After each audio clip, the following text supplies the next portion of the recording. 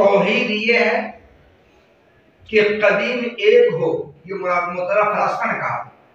توحید یہ ہے کہ قدیم صرف ایک ہو، لیکن اللہ تعالیٰ کے واسطے ان صفات کو اگر ہم ثابت مانتے ہیں، یہ تمام صفات قدیم ہوں گی، اور یہ صفات اللہ تعالیٰ کے غیر نہیں ہوں گی۔ اللہ تعالیٰ کے عین تو ہوں گی نہیں، اللہ کے غیر ہوں گے، جیسا کہ اہل سنت والجماعت بھی یہی کہتے ہیں کہ یہ صفات اللہ تعالیٰ کی ذات سے ایک زائد سی چیز ہے، الگ ہے، بعینی اللہ کی ذات صفات نہیں ہے۔ تو جب صفات کو اللہ تعالیٰ کے لیے ثابت مانیں گے تو یہ صفات اللہ تعالیٰ کے غیر ہوں گے، اور یہ تمام صفات قدیم ہوں گی، تو اس صورت میں غیر اللہ کا قدیم ہونا لازم آئے گا۔ اور توحید یہ ہے کہ قدیم صرف ایک ہو، اور یہاں اللہ کے علاوہ دوسرا بھی قدیم ہو گیا، تو توحید کے منافی ہوا، توحید باطل ہو گئی، توحید ختم ہو گئی۔ نیز صفات کو اللہ تعالیٰ کے لیے ثابت ماننے کی صورت میں چونکہ یہ 8 صفات ہیں، تو ایک تو اللہ کی ذات قدیم، دوسرے یہ 8 صفات قدیم، تو قدمہ متعدد ہو گئے، قدمہ چند ہو گئے، تو تعدد قدمہ اور تکثر قدمہ بھی لازم آ گیا۔ اس صورت میں بھی توحید باطل ہو گئی، توحید ختم ہو گئی۔ توحید یہ ہے کہ قدیم صرف ایک ہو، یہاں ایک نہیں تو انیک ہو گئے قدیم، تو توحید باطل ہو گئی۔ یہ معتزلہ فلاسفہ کہہ رہے ہیں، ان کی بات نقل کر رہا ہوں۔ نیز اگر یہ صفات اللہ کے لیے ثابت ہوں گی، یہ صفات سب کے سب قدیم ہوں گی، اور اللہ کی ذات واجب بھی ہے، اور قدیم اور واجب یہ دونوں مترادف ہیں، تو جتنے قدیم ہیں سب واجب بھی ہو گئے، تو تعدد وجبہ بھی لازم آ گیا۔ توحید یہ ہے کہ واجب صرف ایک ہو، اور یہ واجب کئی ہو گئے، چند ہو گئے، تو تعدد وجبہ بھی لازم آ گیا۔ تو اللہ تعالیٰ کے واسطے صفات کو ثابت ماننے سے 3 خرابیاں لازم آئیں۔ ایک تو غیر اللہ کا قدیم ہونا لازم آیا، اس سے توحید باطل ہو گئی۔ دوسری بات تعدد قدمہ لازم آ گیا، اس سے بھی توحید باطل ہو گئی۔ اور قدیم اور واجب دونوں کے مترادف ہونے کی وجہ سے تعدد وجبہ بھی لازم آ گیا، اس سے بھی توحید باطل ہو گئی۔ اور قدیم اور واجب دونوں کا مترادف ہونے کی طرف اشارہ متقدمین کے کلام میں گزر چکا ہے، اور خود عمر نصفی رحمۃ اللہ علیہ کی جو عبارت اس سے پہلے گزری ہے متن کی، القدیم، القدیم کی شرح کے ذیل میں یہ بات گزر چکی ہے کہ واجب اور قدیم دونوں مترادف ہے، اور متأخرین کے کلام میں بھی اس بات کی صراحت گزر چکی ہے کہ واجب اور قدیم یہ دونوں مترادف ہیں۔ اللہ کی صفات سب کے سب قدیم اور واجب بھی ہیں، تو واجب اور قدیم اس سے مترادف ہیں۔ تو واجب اور قدیم کا مترادف ہونے کی طرف اشارہ بھی گزر چکا اور صراحت بھی گزر چکی ہے۔ تو واجب اور قدیم جب مترادف ہو گئے تو تعدد وجبہ بھی لازم آ گیا، اور غیر اللہ کا قدیم ہونا، تعدد قدمہ، تعدد وجبہ، یہ تینوں باتیں توحید کے منافی ہیں، اور توحید کے منافی باطل ہے۔ یہ تینوں باتیں باطل ہیں۔ یہ باطل کیوں لازم آیا؟ اللہ تعالیٰ کے واسطے صفات کو ثابت ماننے سے، اور جس سے کوئی بات باطل لازم آئے وہ بھی باطل، تو اللہ تعالیٰ کے واسطے ان 8 صفات کے ثبوت کو ماننا باطل۔ اس لیے معتزلہ فلاسفہ نے اللہ تعالیٰ کے لیے ان 8 صفات کے ثبوت کا انکار کر دیا۔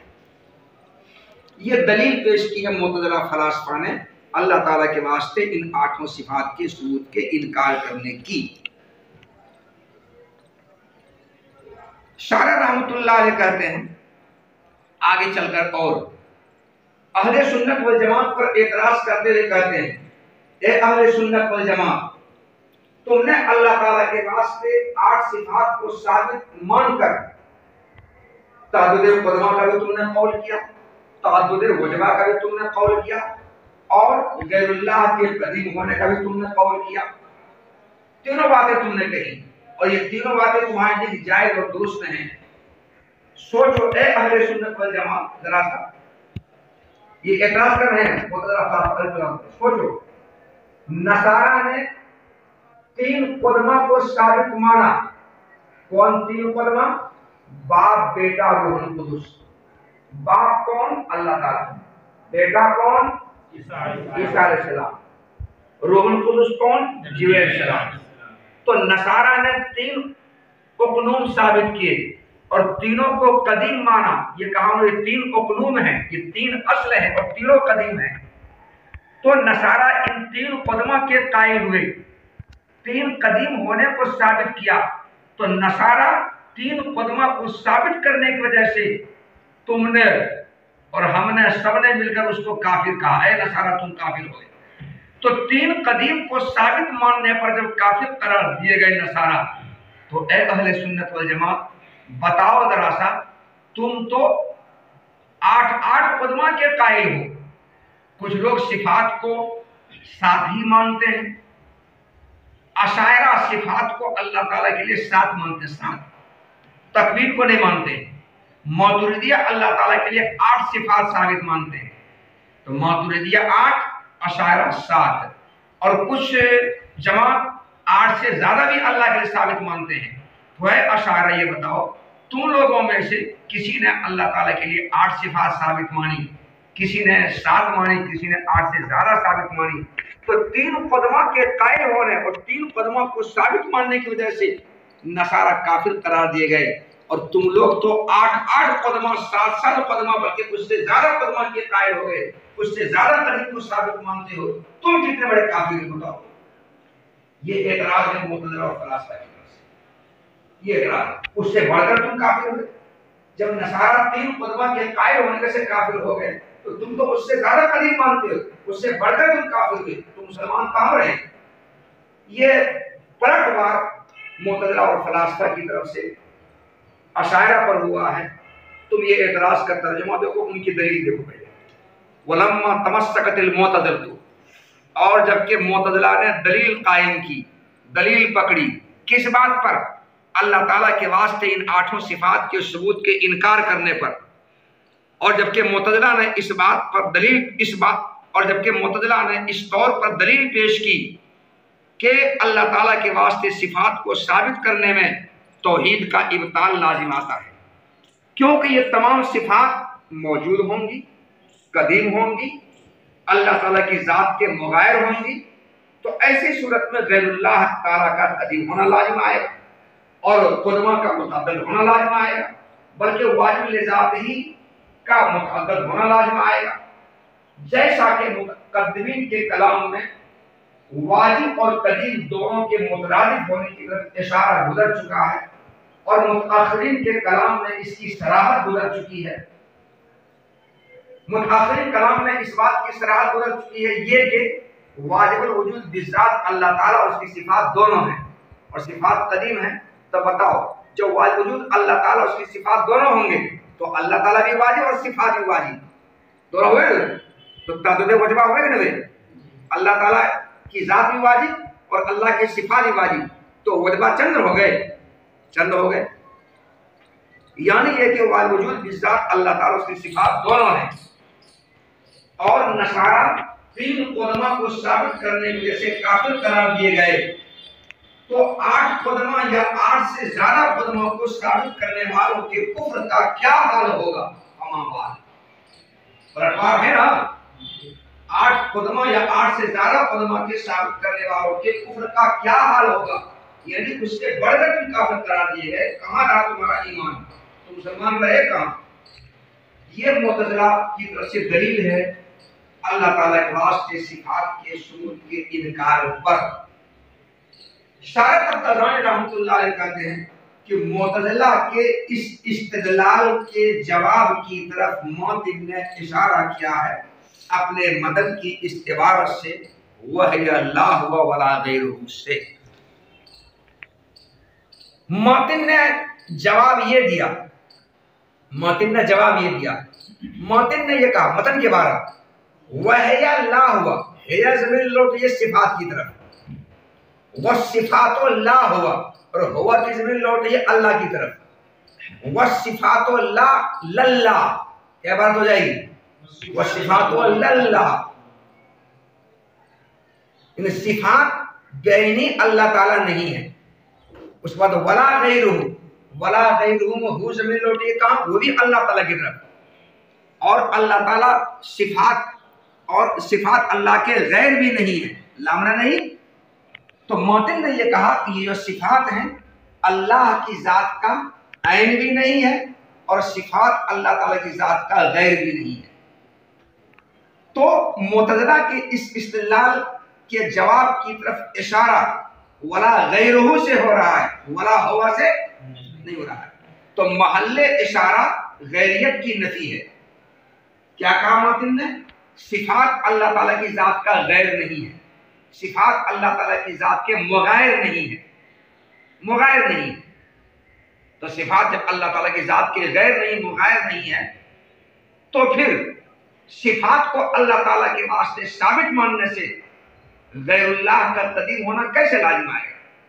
जवाब देखो, सिफात अल्लाह ताला की ज़ात के गैर होंगी तब ना सिफात को अल्लाह ताला के वास्ते साबित मानने से और इन सिफात को कदीम मानने से गैरुल्लाह कदीम होना लाजिम आएगा तब ना। मगर सिफात अल्लाह ताला की ज़ात के गैर है ही नहीं, तो सिफात को अल्लाह के लिए साबित मानने से और कदीम मानने से गैरुल्लाह का कदीम होना लाजिम नहीं आएगा। नेज़ ये सिफात आपस में एक दूसरे की भी गैर नहीं है। जिस तरह सिफात अल्लाह के ज़ात के गैर नहीं है, वैसे ये सिफात आपस में भी एक दूसरे के गैर नहीं है। इल्म, कुदरत, समा, बसर, इरादा, मशीयत, तकवीन, कलाम, हया, ये कितने सिफात हैं? ये सिफात आपस में एक दूसरे गैर नहीं है।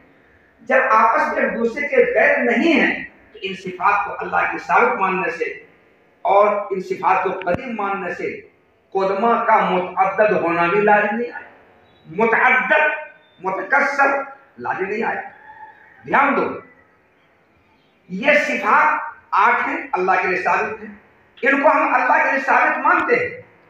बज़ाहिर लग रहा है ये सिफात मुतअद्दद और मुतकस्सर है। याद रखो, अशियाए मुतअद्ददा और मुतकस्सरा के दरमियान ताद्दुद और तकस्सुर उस वक्त होगा जबकि उन अशियाए मुतअद्ददा और मुतकस्सरा में से एक का इन्फिकाक और ज़वाल दूसरे से मुमकिन हो, एक का इन्फिकाक और ज़वाल दूसरे से मुमकिन हो।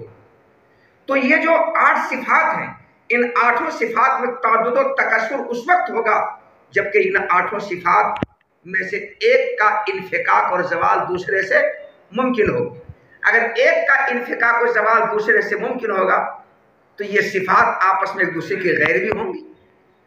तो इन 8 सिफात के दरमियान ताद्दुद और तकस्सुर उस वक्त होगा जबकि इन सिफात में मुगायरत हो, ये सिफात एक दूसरे के गैर हों। और मुगायरत और गैर होने का मतलब इनमें से एक का इन्फिकाक और ज़वाल दूसरे से मुमकिन हो, एक का इंतकाल दूसरे से मुमकिन हो। मगर ये सिफात जितने भी हैं इनमें से एक का इन्फिकाक और ज़वाल दूसरे से मुमकिन नहीं है, एक का इंतकाल दूसरे से मुमकिन नहीं है। इसलिए सिफात आपस में दूसरे के गैर नहीं हुई। और जब गैर नहीं हुई ये सिफात मुतअद्दद और मुतकस्सर नहीं हुए, क्योंकि हमने क्या कहा कि इन 8 सिफात के दरमियान ताद्दुद और तकस्सुर उस वक्त लाजिम आएगा जबकि इन 8 सिफात में मुगायरत हो, गैरियत हो। और मुगायरत और गैरियत का क्या मतलब है? जब इनमें से एक का इन्फिकाक और ज़वाल दूसरे से मुमकिन हो। मगर चूंकि इनमें से एक का इन्फिकाक और ज़वाल दूसरे से मुमकिन नहीं है, इन 8 सिफात में से किसी का इन्फिकाक और ज़वाल किसी से मुमकिन नहीं है। कोई एक दूसरे से मुंतकिल होकर अलग नहीं हो सकता है। जब नहीं हो सकता है तो इनमें मुगायरत नहीं, गैरियत नहीं। जब मुगायरत गैरियत नहीं हुई तो इन सिफात पर ताद्दुद तकस्सुर लाजिम नहीं आया। इसलिए अल्लाह ताला के वास्ते इन 8 सिफात को हम साबित गैर मानते हैं और कदीम मानते हैं तो कुदमा का मुतअद्दद होना लाजिम नहीं आया। और सिफात को कदीम मानकर उनको वाजिब के मुतरादिफ भी अगर हम मान लेते हैं तो भी अल्लाह ताला और सिफात चूंकि सब दोनों एक ही है, गैर नहीं है, तो वाजिब का मुतअद्दद होना भी लाजिम नहीं आया। खुलासा ये हुआ कि मुतलकन कुदमा का मुतअद्दद होना तौहीद के मुनाफी नहीं है, बल्कि कुदमाए मुतगायरा का मुतअद्दद होना तौहीद के मुनाफी है। वो कुदमा जिनमें आपस में तगायर हो, आपस में दूसरे के मुगायर हो, यानी एक का दूसरे से इन्फिकाक और ज़वाल मुमकिन हो, वो अगर ऐसा है तब वहां पर कदीम का मुतअद्दद होना लाजिम आएगा।